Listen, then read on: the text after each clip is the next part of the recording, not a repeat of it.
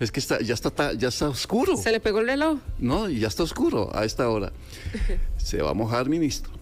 11 de la mañana y 6 minutos. Señor ministro de Hacienda, lo habíamos anunciado ya, Nogui Acosta, qué bueno tenerlo en nuestros estudios. ¿Cómo me le va? Muy bienvenido. Bien. Muchísimas gracias por la invitación y por la conversación. Yo creo que hay muchas cosas que ahora antes de empezar hablábamos y yo creo que hay algo importante de lo que hemos venido haciendo que la gente no tiene tan claro. Y es que estamos tratando de ser de este país un poquito más resiliente. ¿Ah? Y ahora estamos hablando en los últimos días que estuve fuera del país sobre seguros, sobre los temas de seguros paramétricos y cómo podemos proteger este país. Entonces yo creo que es una muy buena oportunidad de hablar un poco de menos los problemas y un poquito más de las cosas buenas que estamos haciendo. Pues ya quisiéramos, ministro, porque esa es la idea también, ¿no? Las entrevistas no todo tiene que basarse en cosas malas que nos pasen. Es un país con una capacidad de recuperarse, de mostrar cosas positivas. Y solo por referencia, esta mañana cuando hablábamos con la alcaldesa de Jiménez, compañeros, la entrevista era para hablar de la tremenda crisis que se nos viene encima con las basuras, sí. Es decir, a dónde vamos a llevar los desechos. Pero el enfoque con la alcaldesa, para empezar, fue al revés.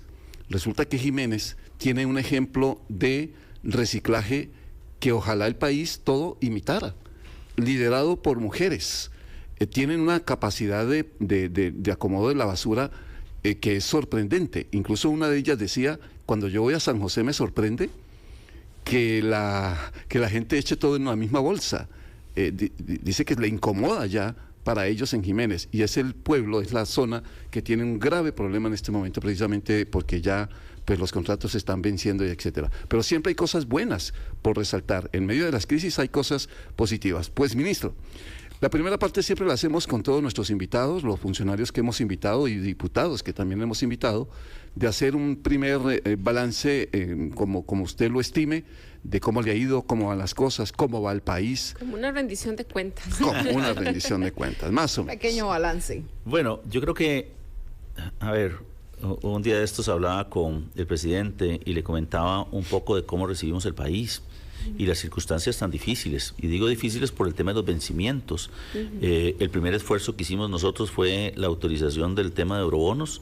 Nos los autorizaron a finales del 2022 porque teníamos vencimientos importantes de deuda. Yo creo que hoy estamos en una condición mucho mejor, y esa rendición de cuentas también tiene que ver con la participación no solamente del gobierno, sino también de los diputados y de diferentes fuerzas políticas que de una u otra manera van amalgamando las decisiones que se toman en este país. ¿Qué puedo decir? Cosas buenas. Bueno, hemos venido reduciendo el costo de la deuda de manera significativa. En enero del 2023 yo emitía un título en el mercado local a 5 años plazo en colones y tenía que pagarle 9.84 a un inversionista que quisiera o que tuviese el valor sí, de llegar a invertir en gobierno. Hoy, diciembre del 2024, la tasa que pago es 6.05. Y eso tiene trascendencia por dos razones. La primera es porque disminuye la presión del pago de intereses en la deuda del gobierno, que tenemos que presupuestar todo.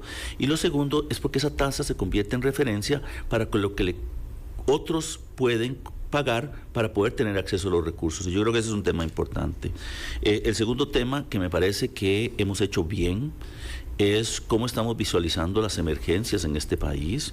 Este país está expuesto muchísimo al tema del cambio climático, a la incidencia de fenómenos atmosféricos, y hemos venido trabajando con la Comisión Nacional de Emergencias para crear un poco de resiliencia. No solamente hemos aprobado algunos créditos para poder reconstruir obras, sino que para el presupuesto del 2026 vamos a meter recursos en el presupuesto para hacerle frente a esas inundaciones recurrentes. Porque una inundación recurrente no es una emergencia, es un problema de infraestructura. Exactamente, es un tema de eso. Por eso la solución no puede venir de la Comisión Nacional de Emergencias. Queremos fortalecer el Fondo Nacional de Emergencias. Un colchón, ministro. Es como crear un colchón que si hay una emergencia muy grande, ahí está la platica. No. Eso es como algo que usted tiene que presupuestar todo el tiempo. ¿Por qué presupuestarlo todo el tiempo? Porque ocurre todo el tiempo. Entonces no puedo yo llegar y decir, voy a tener esto para eso. No, es que lo meto dentro del presupuesto. Un monto fijo. Un monto fijo, exactamente.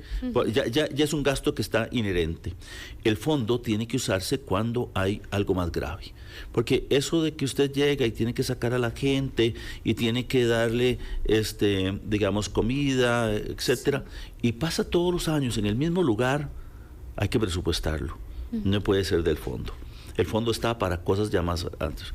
Y resulta que en el 2023, cuando presento el presupuesto del 2024, me pregunta un periodista, mire, ¿cuál es su principal preocupación ahora? Y le digo yo que el presupuesto sigue estando muy tallado y si viene una emergencia nosotros vamos a tener que tener recursos adicionales. Bueno, firmamos un CADIDIO, que es un préstamo que se gatilla en el momento en el cual hay una emergencia. Y lo aprobaron en diciembre del 2024 con inundaciones en Guanacaste y en la zona sur, algo que nunca ocurre. Diciembre ya estamos entrando en el verano. Correcto. Bueno, resulta que hemos ido creando esa resiliencia.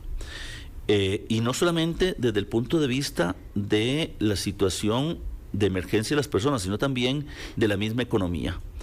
El 4 de junio el Fondo Monetario Internacional nos aprobó una línea de crédito contingente.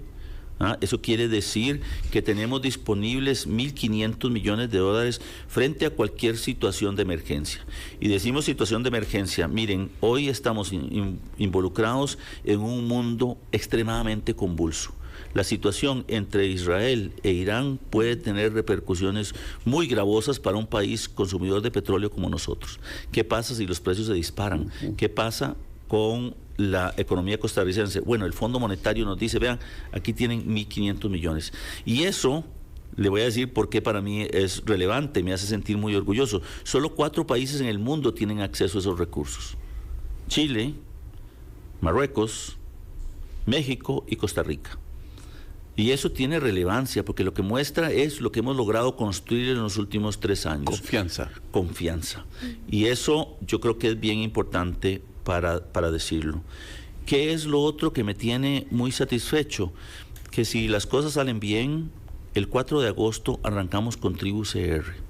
Le vamos a decir al costarricense, mire, usted ha esperado más de 20 años con este tema de cómo podemos facilitarle el pago de impuestos a las personas. Y no lo hemos logrado. No lo logramos por nuestro sistema, que es un sistema bastante complicado, del sistema de renta cedular. Pero logramos, a través de la tecnología, acercarnos a la gente. A partir de agosto, las personas van a poder pagar a través de la plataforma del Ministerio de Hacienda.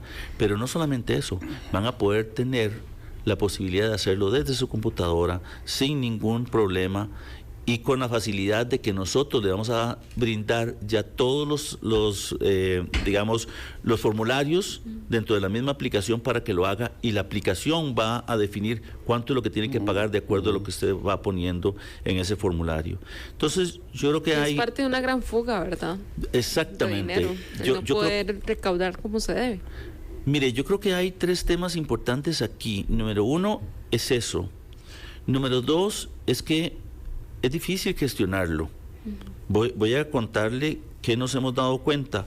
Había muchas personas que llegaban, presentaban su declaración y no pagaban. Y no pasaba nada. Bueno, ahora con este sistema vamos a tener mucho más claridad y vamos a acercarnos mucho mejor al contribuyente. El segundo tema es que empezamos a generar toda una cultura de cobro. En el 2023 recuperamos 50.000 millones de colones que nos debían los costarricenses, los contribuyentes, y no nos pagaban porque no les avisábamos, porque se les olvidaba, porque no lo tenían claro. En el 2024 recuperamos 85.000 millones, si mal no recuerdo. Y en porcentaje de los pendientes, de cobros, ¿cómo cuánto representaba eso? A ver, cuando nosotros hicimos el primer barrido, más o menos era 0.8 del PIB. Eso quiere decir que eran más o menos más de 400.000 millones de colones que no recaudábamos. Que lo peor de todo es que la gente llegó y declaró, pero que no pagó. Okay. Y yo no hice nada. Bueno, estamos en ese proceso. Entonces venimos construyendo, yo creo, un ministerio con mucho más músculo, con mucho más capacidad. Falta, claro que falta, pero yo creo que estamos sentando las bases de un ministerio, sobre todo, le voy a decir algo, más responsable y que se cuestiona más en dónde ubican los recursos y que le pide cuentas a los ministerios en relación con la ejecución. Sí, porque se está agarrando una fama de tacaño, ministro, que no tiene nombre. No lo diga muy duro, porque mi esposa a veces me dice eso. Así es en la casa, ¿verdad? O sea, ¿cómo manejamos estos cinco? 5? Esa administración. Sí, esa administración. No, yo creo que primero que nada que mi esposa es mucho mejor administradora que yo. Ajá. Sí. Caramba. Entonces en esa casa no hay un gasto en exceso de nada. No. Gastos hormigas no De pronto existen. en el asado, ¿no? Que se pueda ir. Ministro, ¿en qué momento? Porque todo lo que usted nos ha dicho es como la macroeconomía. Digamos, hay cosas muy grandes que el país, pues en efecto, por la confianza de inversionistas a nivel internacional, bienvenida. ¿En qué momento todo eso se comienza a irrigar en el común de la gente? Que la gente diga, tenemos un mejor país. Por mil cosas, puede ser incluso o con salarios o con, no sé, Sí, que la gente, se sienta, yo creo que tal vez lo que se traduce más es en el costo de vida de la gente. de pronto, de la gente. no sé, ¿en qué momento el común de la gente comienza a decir, sí, se siente que el país es distinto? Mire, yo creo que hay varios momentos cuando nosotros vemos las tasas de interés para vivienda, para compra de vehículos, han disminuido y han disminuido de manera importante. Ahí lo ven. ¿Por qué? Porque el Ministerio de Hacienda es el elefante en la cristalería. Si empieza a subir las tasas, se da vuelta, bota todo. Y eso es precisamente lo que hemos tenido. Hemos tratado de contener ese apetito del endeudamiento que ha existido a lo largo de varios años. Lo segundo, que creo que es importante de verlo, es por qué nosotros nos esforzamos tanto en reducir la relación deuda-PIB. Resulta que cuando creamos la regla fiscal establecimos que si estábamos por encima del 60 teníamos que tener controlado también el gasto de capital, pero el gasto de capital es crecimiento, es construir carreteras, es mejorar los puertos, es mejorar los aeropuertos, es financiar obra pública. Bueno, resulta que a partir del presupuesto del 2026 vamos a tener más espacio para poder construir obra pública y por eso hemos estado ya discutiendo y peloteando la posibilidad de hacer la Ruta 1 a San José-San Ramón a través de un crédito. También estamos pensando en cómo podemos nosotros financiar Barranca Limonal, cómo podemos financiar la Ruta San Carlos. Todo eso se va a ver con obra y va a generar empleo en las zonas y sobre todo, digamos, crecimiento económico. Yo creo que por ahí es donde va. Y el tercer elemento es algo que es bien importante. Resulta que la misma ley 9635 establecía que cuando estuviésemos por encima del 60% no habían aumentos salariales.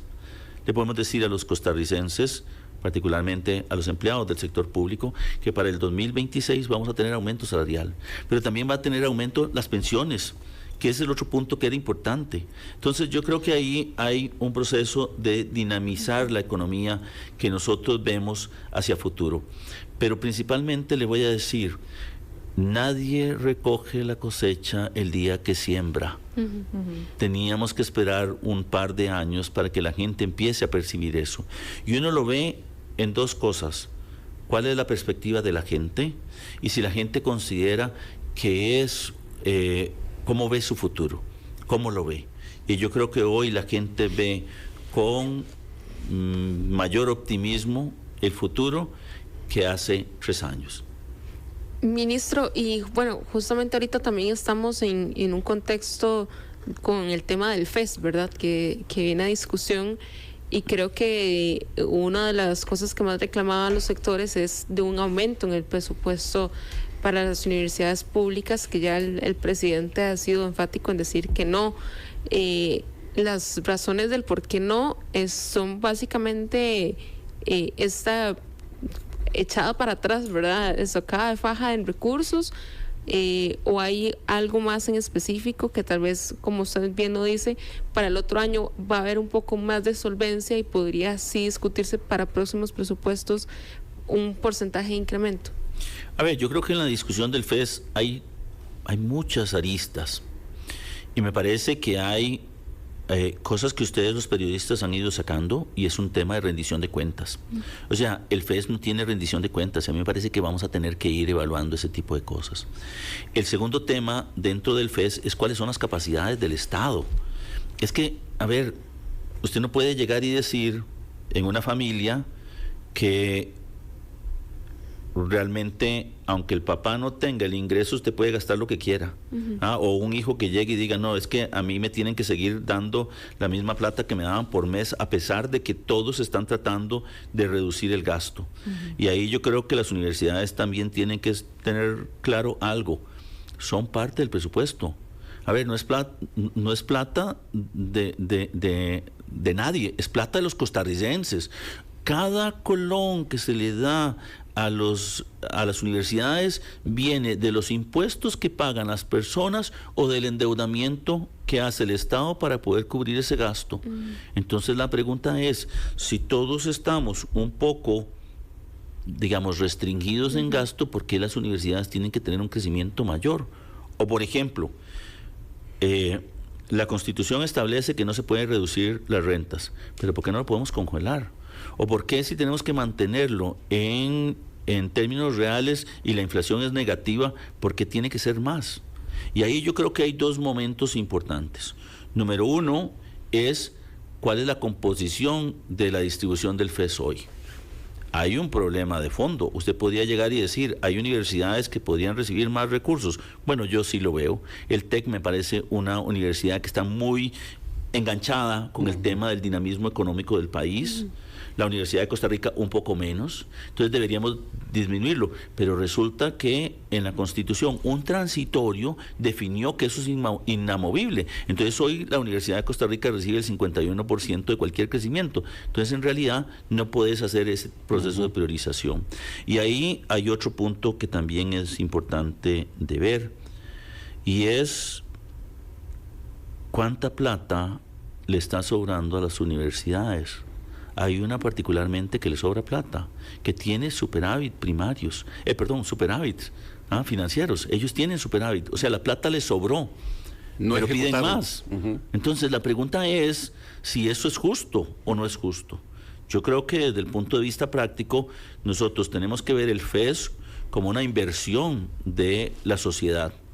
Pero esa inversión no puede darse a manos llenas, tiene que darse con un sentido lógico de hacia dónde queremos dirigir el gasto de todos los costarricenses. Lo segundo es cuáles son los resultados, y no solamente los resultados en números de graduados, en carreras modernas, en impacto en la sociedad de las universidades, sino que también en qué estoy gastando la plata, porque lo que ha sacado a la luz pública los medios de comunicación ha sido un mundo que nadie conocía, ni siquiera el ministro de Hacienda, porque el ministro de Hacienda no puede meterse en cómo presupuestan ellos. Entonces, desde el punto de vista práctico, yo creo que ese cuestionamiento ha llegado el momento de que lo tengamos, y que tengamos por lo menos una evaluación mucho más crítica de en qué se está utilizando esos recursos, de cuál es el impacto que tienen, pero particularmente es si requieren todo, o hoy deberían las universidades empezar a generar un poquito más ellos.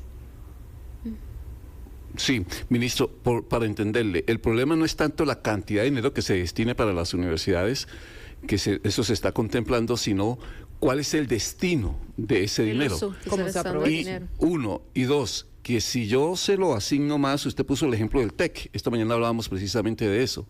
Porque una universidad que le otorga a los empresarios de hoy en día más oportunidades de trabajo que salen de esas universidades, no asignarle más dinero a esa institución? O alguien ponía el ejemplo del INA esta mañana. Lo que el país necesita del INA, uno no tiene en la cabeza en este momento de turismo, etcétera, lo que el INA podría aportarle al país. Para usted el problema, ministro, también por lo que le escuchamos, es que nadie rinde cuentas, es decir, se les da el dinero y allá ellos. Mire, ¿y hay cómo pedirles cuentas? Mire, es que, a ver, las universidades se han escudado en la autonomía universitaria para definir en qué gastan los recursos. Mi impresión es que la autonomía es autonomía de cátedra, no de administración. Y ahí es donde tenemos una diferencia importante. Porque le voy a decir algo, yo hoy le doy al Ministerio de Justicia recursos que si no los gasta, yo no me endeudo, pero le doy a las universidades y si no los gasta, se los dejan. Entonces la pregunta es, ¿por qué lo que es bueno para el ganso no es bueno para la gansa? Me parece que como sociedad tenemos que entender que si a alguien le está sobrando plata, deberíamos coger esos recursos y utilizarlos en alguien que lo está ocupando. Y me parece que eso no lo tenemos. Y el segundo punto es cómo logro yo de verdad enganchar a las universidades. Si hablamos que las universidades son importantes para el desarrollo del país, entonces exijamos que las carreras sean adecuadas, que tengamos, no sé, niveles de inglés adecuados para los graduados que permitan que ustedes los engarce en actividades mucho más dinámicas. Más STEM. Y eso es cómo vamos cambiando la proporción. Yo no estoy diciendo que aquí no existan poetas, yo no estoy diciendo que no existan aquí psicólogos. Perdón, en una sociedad como la nuestra, los psicólogos se han convertido en una pieza importantísima en la salud mental de las personas. Pero la pregunta es si necesitamos ir en una dirección de tener más matemáticos, de tener más estadísticos, de tener más ingenieros, ¿por qué no lo hacemos? Y el otro tema que dijiste, ¿por qué una decisión que representó la realidad del país hace 50 años, cuando se distribuyó que el 51% era para la Universidad de Costa Rica, por qué seguimos manteniéndolo hoy, cuando tenemos dinámicas diferentes? Usted llega y se pone a pensar, hasta este gobierno la UTN formó parte del FES, antes no era parte de eso. Y entonces usted llega y dice, bueno, ¿por qué no debería darle yo más recursos a la UTN con una buena rendición de cuentas? Porque otra vez, lo que sale ahí a la palestra es que no necesariamente están haciendo un buen uso de los recursos. Pero la UTN cumple una labor muy interesante porque es tecnología en el medio rural. Y entonces usted llega y dice, bueno, ¿cuál es hoy el elemento básico sobre el cual debe basarse la agricultura? Una tecnificación del proceso agrícola, porque no tenemos más espacio, nosotros no vamos a producir más expandiendo la frontera agrícola, no lo podemos hacer porque ya no hay espacio, ya todo lo hicimos parques, porque estamos viviendo en las zonas en donde antes había agricultura, entonces cada vez tenemos que producir más en menor espacio, y eso significa que hay que empezar a generar un proceso que, como bien lo decías, el INAH puede hacer. Pero también tenemos que ver cómo financiamos eso. La pregunta es, ¿lo estamos haciendo o no lo estamos haciendo? ¿Estamos poniendo los recursos en el lugar adecuado? ¿Sí o no? Y perdón, este país tiene dos situaciones que no hemos estado evaluando de manera seria. La tasa de natalidad tiene implicaciones de mediano y largo plazo. Este país va a pasar de un 10% de su población mayor de 65 años a un 20% en un lapso de 24 años.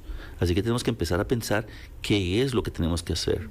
Y ahí yo digo, como sociedad vamos a tener que volver a reevaluar cuáles son las prioridades.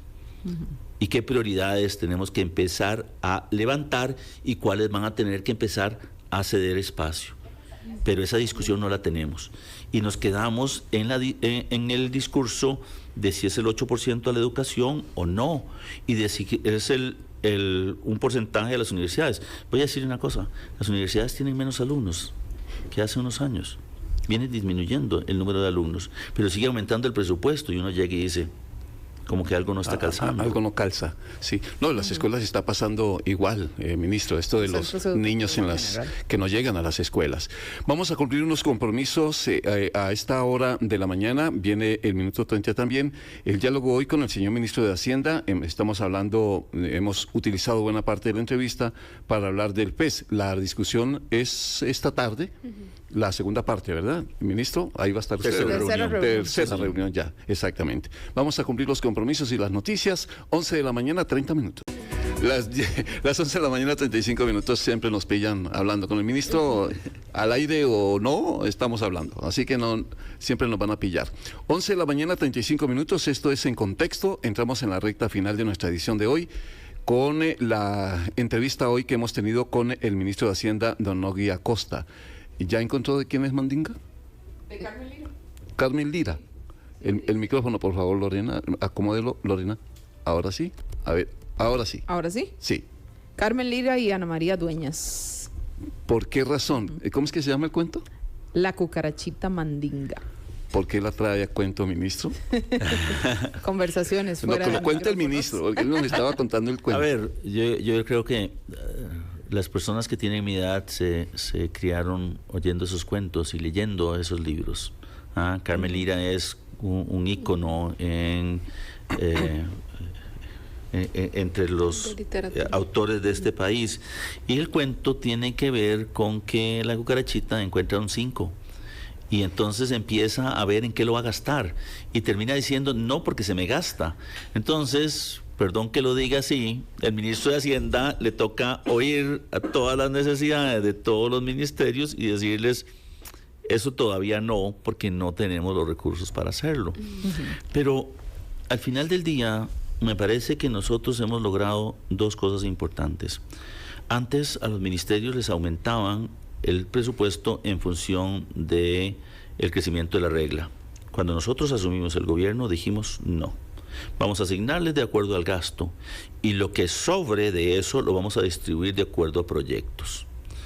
Voy a decirle que ha sido un esfuerzo importante, hemos distribuido recursos, lo que sí nos damos cuenta es que la capacidad de ejecución no es tan buena del gobierno. Y entonces hemos evaluado hacer cosas diferentes. Presupuesto 2026 va algo que discutimos mucho con el fondo y es presupuesto por resultados. Y entonces definimos parámetros y le damos presupuesto a un ministerio. Tenemos dos proyectos particularmente, uno con el Ministerio de Seguridad Pública, en donde el objetivo es disminuir el número de homicidios y vamos a asignarle más o menos 21 mil millones de colones al ministerio para lograr un objetivo y es reducir la tasa de homicidios. O sea, ya hay un parámetro y hay un costo y eso el proyecto tendría que hacerse. Algo que justifique. Y en el caso de la educación, resulta que la educación técnica que dan en el Ministerio de Educación Pública no se ha logrado adecuar a las realidades del momento. Entonces vamos a contratar unas personas para que trabajen en el ministerio y remocen todo la currícula de lo que se dé en los colegios técnicos. Yo creo que eso es un buen ejemplo de hacia lo que queremos ir, que exista una relación entre el presupuesto y los resultados que se quieren tener, porque a lo largo de los años hemos evaluado muy poco el impacto de los presupuestos de la República. Y yo creo que eso es un elemento que trae a colación el cuento y de por qué nosotros tenemos que empezar a decidir qué es lo más conveniente para el país. Fuera de micrófonos comenzamos, salió este tema del cuento queríamos conversar con el ministro sobre el tren eléctrico, este proyecto, pero nada más un paréntesis rápido ahora que usted trae a colación en el Ministerio de Educación Pública, esta evaluación, esto estaría relacionado precisamente con el Ente Nacional de Evaluación que se propone crear desde el Ministerio de Educación Pública, o esto es aparte. Esto es aparte. Esto es aparte, porque lo que se comprometió el Ministerio de Educación Pública es a la actualización de la currícula. Entonces, el Ministerio le asigna más recursos adicionales a los que normalmente tenía para este proyecto.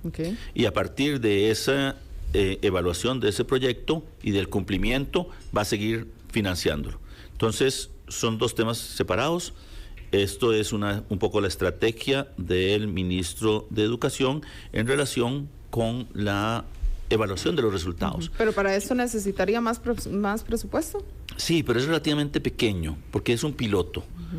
Entonces son más o menos 400 millones de colones adicionales que se le van a asignar al Ministerio de Educación Pública, pero para ese tema puntual. Específico. Bueno, Ministro, el tren. Sí, no, perdón, para que no se nos quede el tema del tren, que era uno de los que queríamos poner sobre la mesa, el tren eléctrico, qué posibilidades hay o qué tipo de tren, cómo trabajar este tema también. A ver, yo creo que aquí hay dos situaciones que son bien importantes de verlo. Número uno, en todas partes del mundo hay un subsidio implícito en la tarifa del transporte público.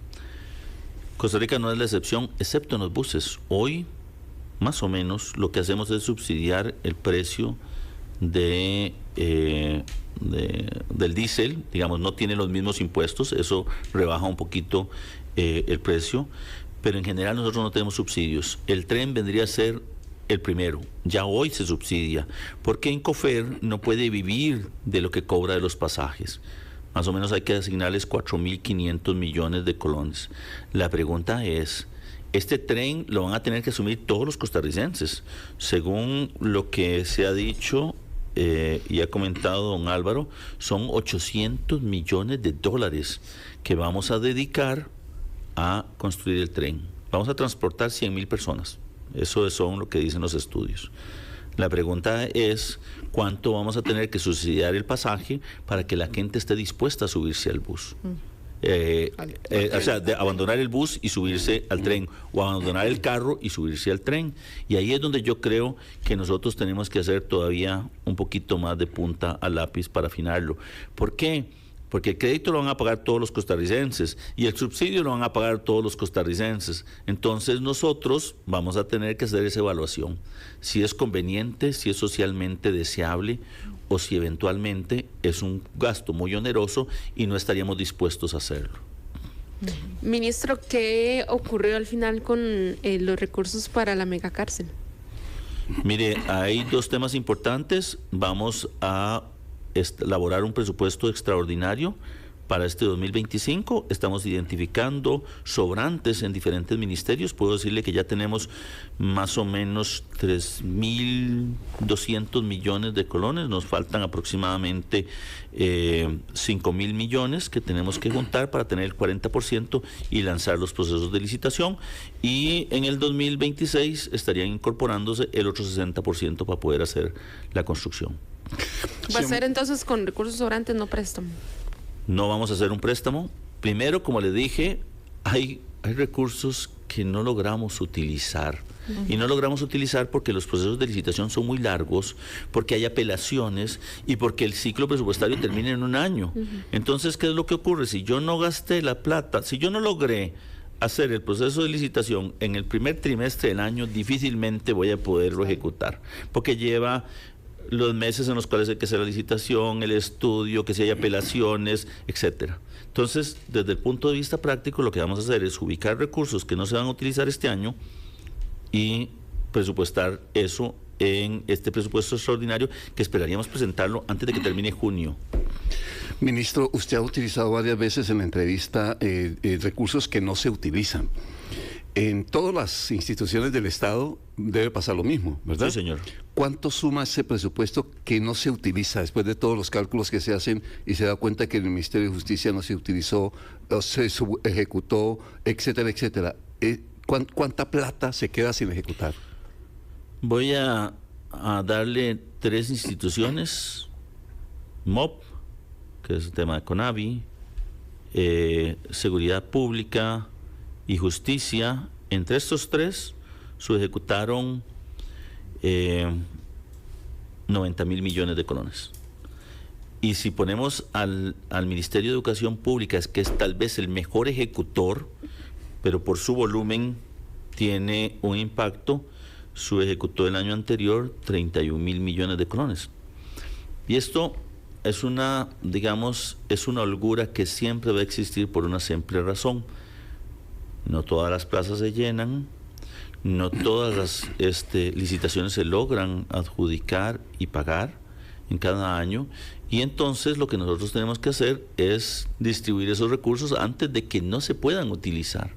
Por eso es que hablamos un poco de por qué tenemos que asignarle a las entidades de acuerdo a la ejecución que tienen. Asignarles más recursos no es razonable. Voy a ponerle otro ejemplo. Uno no puede llegar y encontrar muchísimas razones. El Poder Judicial el año pasado no logró ejecutar 18.000 millones de colones. Pero sí llegan y piden más recursos, y llegan a la Asamblea y los diputados les dan más recursos. La pregunta no tiene que ver si son más recursos o no, es cómo mejoramos la ejecución de los que ya tienen. Y por eso, volviendo al tema del FES, no tiene sentido que usted cada año pida más si le sobra más. Yo creo que todas las instituciones, y por eso traigo a colación el FES, porque también forma parte del presupuesto de la República. Claro, pero ministro, si mi papá me da 10.000 colones para que los gaste este mes, yo al mes voy y le pido otros 10.000 para el siguiente mes, él me dice, ¿qué pasó con los 10.000? Digo, no, ahí los tengo, es que no he gastado sino 5.000. Él me va a decir, entonces, esta vez le voy a dar solo 5.000. Eso es lo correcto. Así funcionaría. Así debería pero funcionar. no está funcionando, porque entonces ¿No? si el ministerio, esos 3 ministerios, esas 3 instituciones, 90.000 millones de colones que no se ejecutan, esa plata vuelve a las arcas, no, se quedan con esa plata. Ver, creo que hay dos temas que usted tiene que darse cuenta. Plata no existe. La gente piensa que el presupuesto tiene plata. El presupuesto de la República tiene recursos que vienen de impuestos y de recaudación, solo el 62%. De cada 100 colones que hay en el presupuesto, 38 tengo que ir a pedirlos. Así que esa plata no existe. Por eso esa fábula de que como está presupuestado existe la plata, sí, es mentira. Está en una bodega. Exactamente, no, yo molesto a la gente y les digo, vean, es que la gente piensa que el 29 de noviembre, que aprueban el presupuesto de la República, sale una vagoneta de billetes de la Asamblea Legislativa y se mete en el sótano del Ministerio de Hacienda y yo estoy como Rico MacPato ahí tirado, ¿verdad? Nadando en billetes. No. Eso no existe. Voy a contarles. Nosotros tenemos algo que se llama brecha de liquidez. Esa brecha de liquidez es entre 30 y 60 días, eso es lo que nosotros pasamos pidiendo. Pero cuando usted ve el presupuesto, el flujo de caja, siempre está en rojo. Siempre está en rojo. Yo siempre tengo que ir a subastas, que son cada lunes, a decirle a la gente, necesito ir a recoger recursos. Por eso es tan importante que nosotros tengamos flexibilidad. Y esto me lleva a otro tema que es bien importante que se está discutiendo en este momento en la Asamblea Legislativa. Es por qué yo me tengo que quedar en el medio local cuando aquí no hay suficiente liquidez. Y yo necesito tener libertad. Yo necesito endeudarme de la forma más barata. Eso es como que usted llegue y le diga a un empresario, bueno, usted puede endeudarse, pero solo con el gota a gota. No puede endeudarse en un banco.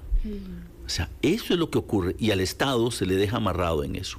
Por eso es tan importante tener la flexibilidad de poder ir al mercado internacional. Por eso es tan importante que tengamos otras opciones de financiamiento. Porque otra vez, de cada 100 colones que están en el presupuesto, para poder cumplir con ese gasto, hay que ir a pedir al mercado 38. Esa no lo entendí. A ver, usted llega y dice, no sé, son 12.6 billones de colones el presupuesto de la República. De esos 12.6, más o menos 5 no existen.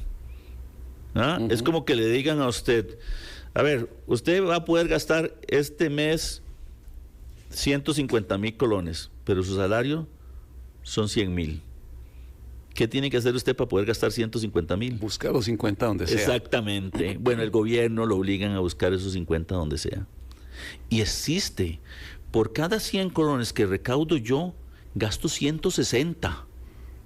Por eso cuando la gente llega y se enoja porque el Ministerio de Hacienda no gira la plata, no está entendiendo que el Ministerio no tiene plata. O incluso economistas que he oído decir que como está en el presupuesto, yo ya tengo la plata. No, tengo la autorización del gasto. La plata no la tengo. Entonces, no puedo girar todo. Y no me puedo exponer a, como hacen los diputados, coger plata que era para pagar deudas y dársela al FES, dársela al OIJ o dárselo a otro. Uno entiende cuáles son prioridades, pero la pregunta es, ¿la prioridad está financiada, sí o no? Y no es esa la situación. Entonces yo creo que hay que tener un poquito de claridad en relación con esto. Ya para ir cerrando, prioridad. Otra vez el micrófono. Ahora ¿Deuda de la caja? Mire, yo creo que esa es una prioridad de país en 2 dimensiones. El primero es aclarar algo que es bien importante. El compromiso tiene que ser con la sostenibilidad futura de la caja. Porque esa retórica o ese eslogan de páguele la caja No tiene sentido por dos razones fundamentales. Porque muchos de los cobros que hace la caja se sustentan en leyes que se aprobaron sin ningún contenido presupuestario. ¿Qué quiere decir con esto? Todos felices, decimos, sí, hay que asegurar a todos los niños de este país un objetivo loable, algo que comparto yo como persona, pero nadie le dio un 5 al gobierno para pagar. Entonces la pregunta es, perdón, una mentira. Fue una mentira. Le dijimos a todo el mundo que tenía un derecho que no estaba financiado. Una venta de humo. Por supuesto que fue una venta de humo, y esa venta de humo ha venido consistentemente dándose. ¿Ah? Lo segundo es que yo creo que cualquier costarricense que llega a un restaurante y pide la cuenta o va al supermercado, desglosa qué es. La caja no. La caja llega, hace una proyección de cuánto va a recibir o de cuánto le cuesta a él atender o de lo que se imagina que va a atender, y me manda una factura a mí para meterla dentro de su presupuesto. Yo no le puedo dar todo, le doy. ¿Usted sabe cuánto le transfiero yo a la caja por año? Y digo las cuotas del gobierno, de los empleados de gobierno, y las cuotas del Estado, alrededor de 800.000 millones de colones. Y si metemos otras cosas que también hay que pagarle a la caja, son más de 1 billón de colones. Entonces no es que yo le deba, es que lo que me cobra no lo puedo pagar. Y más bien trato de abonarle y darle alguna parte. Por eso es que es tan importante que entendamos que la sostenibilidad de la caja ya no se debe ver como que yo le pague. Porque si yo llego y le pago, yo quiebro, y entonces tenemos un Estado fallido y una caja con plata. O peor aún, una caja que tiene papeles que no valen nada porque yo no puedo pagar. La pregunta es cómo construimos un escenario a futuro en donde la caja pueda cumplir con esas obligaciones y el Estado tenga la capacidad. Porque no se vale que, poniendo el ejemplo de el muchacho que usted decía que le daba 10.000 colones, decida que ahora lo que quiere que le dé son 20 y el papá no tiene. Y entonces apunta en un papel y le dice, papá, usted me debe 20 de este mes y 20 de este otro y 20 de este otro, y usted llega y le dice, pero ¿cómo le voy a pagar? La pregunta es cómo podemos equilibrar eso. Y voy a decirle algo, yo hago eso con mis hijos. Yo les doy unos recursos que obviamente no cubren todas sus necesidades, o sea, es un tema en donde ellos usan eso para pagar y después yo les reintegro. Y mi hijo guarda plata y a mi hija no le alcanza. Entonces, para que veamos un poquito cuál es la dimensión en las cosas que están haciendo. Todos tenemos que aprender. Y le voy a decir algo que es bien importante. La caja también tiene que tener eficiencia, tiene que tener gobernanza, tiene que tener un poquito de entender cuál es la dinámica dentro de un escenario en donde la plata no alcanza. Ellos también están sujetos a dos temas importantes.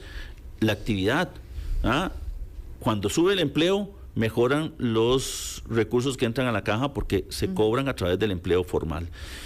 Y eso tiene vaivenes. Y usted no puede llegar y hacer inversiones que no tengan sentido. Voy a decirles algo. Este país está llegando al pico de personas. Costa Rica va a tener un máximo entre 5.400.000 que estamos hoy y 5.600.000. Pero en el 2100 vamos a hacer 3.400.000. La pregunta es, ¿estoy haciendo los hospitales para 3.400.000 o estoy haciendo los hospitales para 7 millones u 8 millones que no voy a tener nunca? Yo creo que esas valoraciones también tiene que hacerlo la caja. Otros temas importantes. ¿Cuál es el costo del servicio? Hoy yo no sé cuánto cuesta una operación en la caja. No lo sé. Y yo creo que eso también tendríamos que tenerlo, porque también tenemos que rendir cuentas. Claro. Eso no es inagotable. Y la pregunta es, ¿cuál es el servicio que yo quiero tener o el nivel de servicio que quiero tener? Él es el ministro de Hacienda, don Noel Acosta, que fue nuestro invitado hoy en El Contexto. Se fue la hora rapidito, hoy se nos fue esta hora que siempre dedicamos cuando tenemos funcionarios o los miembros de la Asamblea también, que han venido aquí a esa misma silla a rendirle cuentas a la gente, a responder las preguntas que obviamente también la gente nos puede plantear. Ministro, ha sido muy amable usted con nosotros, gracias por venir, que no sea la primera vez, que muchas veces pueda venir aquí a darse una vuelta. No, muchísimas gracias a ustedes por la invitación y cuente con eso. Yo creo que ustedes hacen una cosa muy importante y es que transmiten las preocupaciones de la gente. A veces para un ministro es difícil conversar con cada persona. Claro. Pero a través de un programa como estos podemos hablar con los costarricenses y darles la oportunidad también de esa retroalimentación. La vida siempre tiene dos enfoques. Tenemos que aprender a ver los dos. Eso es. Ministro, que me le vaya muy bien. Muchísimas gracias. Por venir. Compañeras, ¿nos vamos? Rapidísimo, sí, hoy. Sí, que estén muy bien a toda la audiencia. Cuídense mucho hoy en la tarde con las lluvias. Sí, eso es. Lorena. Hasta mañana, nos encontramos de buena mañana. Lorena tuvo problemas hoy. Houston, hay problemas con ese micrófono. 5 en punto mañana. Eso es. Las 11 de la mañana, 56 minutos. Ya viene todo, ya está todo el equipo. Ahí está Pedrito con toda la información deportiva. Ya vienen ellos. Faltan 4 minutos para las 12. Adiós.